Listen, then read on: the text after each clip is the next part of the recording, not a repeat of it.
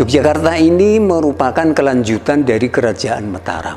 Mataram awalnya di Pasar Gede, lalu menjadi Kota Gede. Nah, itu Mataram. Di sana ada Raja Panembahan Senopati dan Sinuwun Prabu Hanyakorokusumo. Kemudian dilanjutkan oleh putranya Sunan Amangkurat I. Ada pemberontakan Trunojoyo, pindah ke Kartosuro. Pada masa pemerintahan Sunan Pakubuwono II, pindah ke Surakarta.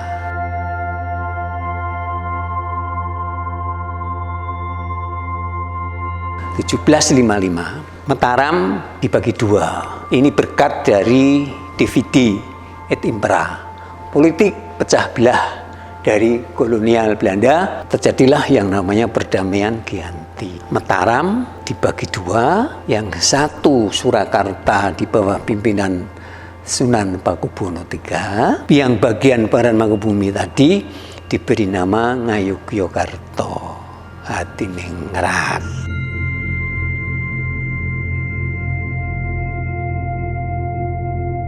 Pendiri Ngayogyakarta Hadiningrat adalah seorang yang menentang kolonialisme, dan ini dilanjut teruskan oleh generasi-generasi berikutnya. Peristiwa penting pada masa pemerintahan Sri Sultan Hamengkubuwono II adalah keraton ini sampai diserbu oleh Inggris, terkenal dengan nama Geger Sepei, katakanlah kalah. Dalam masa pemerintahan berikutnya ada perlawanan yang dikenal dengan Perang Jawa, Perang Diponegoro. Mereka melawan Belanda. Benang merah raja-raja di Yogyakarta adalah pejuang.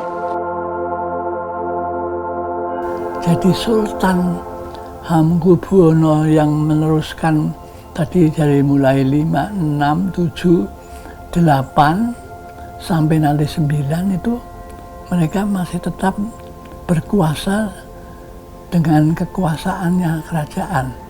Jepangnya juga tetap mengakui Sultan, yaitu satunya Sultan, tetap diberi kekuasaan untuk memerintah sampai proklamasi. Sultan Hamengkubuwono ke-9 bersama Sri Paduka Pakualam melakukan satu aksi, yaitu bergabung dengan Republik Indonesia. Lalu kemudian berdua Sultan dan Pakualam 8 itu bersepakat untuk bergabung, lalu mengirimkan kawat ke Jakarta yang menyatakan Sultan dan Pakualam mau bergabung pada RI. Kesultanan Ngayogyakarta Hadiningrat berdiri di belakang Republik Indonesia. Berarti institusi keraton itu masih ada, tapi menjadi bagian dari Republik Indonesia.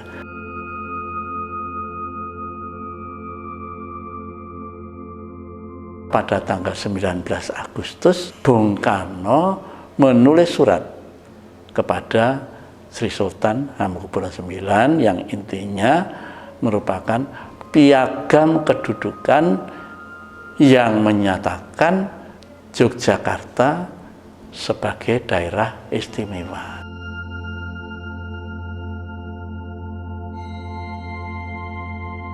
Yogyakarta sudah memenuhi panggilan sejarahnya dengan maklumat 5 September sebagai bagian dari republik yang relatif merdeka, menyatakan diri bersatu dengan republik. Itu dukungan moral dan sebenarnya juga dukungan finansial yang luar biasa, karena dulu ketika pemerintah republik di Jogja itu yang membiayai juga keraton Narso Dalem ingkang kaping 9.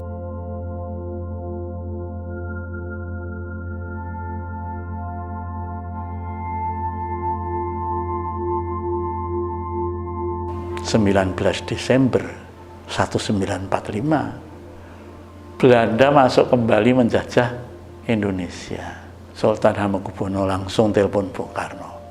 Bung Karno, Belanda masuk kembali menjajah Indonesia melalui Jakarta. Jakarta saat sekarang ini sudah tidak aman. Saya minta pindahkan saja ibu kota Republik Indonesia ke Yogyakarta. Bung Karno setuju, dan pada tanggal 4 Januari 1946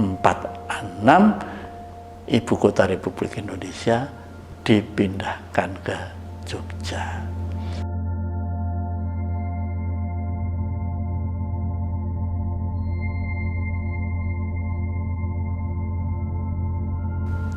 Desember tahun 1948, Adi Sucipto dibombardir oleh peluru-peluru Belanda. Sri Sultan mendengar bahwa Belanda sudah menerjunkan pasukan payungnya di Adi Sucipto, dan Sultan mengatakan, saya akan tetap menjaga kota Jogja. Februari tahun 49, Sri Sultan mendapat kabar akan ada sidang Dewan Keamanan PBB pada bulan Maret nanti, dan antara lain akan membahas masalah Indonesia. Sri Sultan langsung telepon Pak Dirman.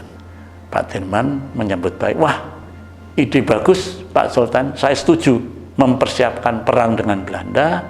Saya akan perintahkan anak buah saya, namanya Letnan Kolonel Soeharto. Terjadi serangan pada 1 Maret, ternyata perang itu Indonesia menang. UGM ini berdiri dengan perjuangan, ya, banyak pihak yang mensupport agar berdirinya sebuah perguruan tinggi negeri. Ini jadi status tanah yang ada, terutama yang di lingkungan Gedung Pusat dan Skep itu adalah Sultan Ground. Jadi itu tanah milik Sultan.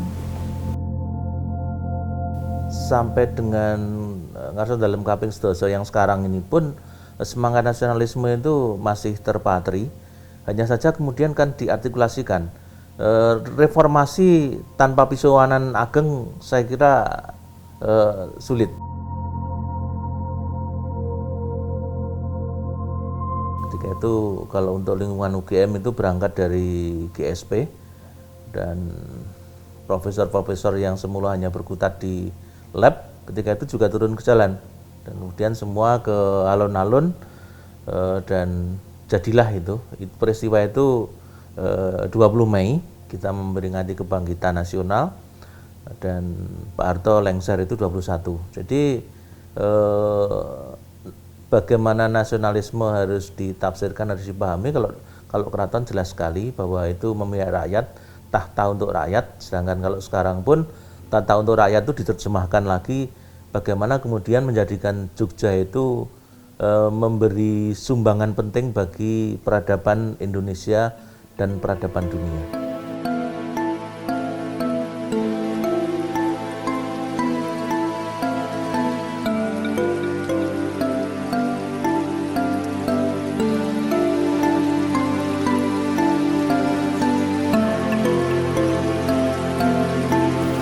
Banyak dokumen yang dihasilkan baik oleh Dewan Kebudayaan maupun oleh pidato-pidato Ngarsa Dalem mulai tahun 2017 di depan DPRD. Di sana ada rumusan-rumusan apa itu nilai-nilai luhur yang akan selalu dipegang oleh Yogyakarta. Memayu Hayuning Bawono, kemudian Manunggaling Kawula Gusti, greget nyawiji greget Sengguh Ramingkuh. Kemudian yang itu bentuk fisiknya nanti lanskap Jogja yang sampai kapanpun harus dipertahankan dan akan dijaga oleh banyak pihak. Sumbu imajiner dan sumbu filosofis. Dan di situ nanti ketika jati diri itu kemudian tetap dipegang, perubahan apapun ke depan, saya kira Jogja tidak akan kehilangan jati dirinya sebagai, kalau kami boleh menyebut sebagai apa ya, ibu Indonesia, karena pada dasarnya setelah kemerdekaan kemudian kelas Belanda pertama kedua itu jika tidak diasuh oleh Yogyakarta mungkin tidak ada Indonesia, dan itu ikatan sejarah yang kuat mengakar pada kita, dan selalu Jogja siap berkorban untuk Indonesia.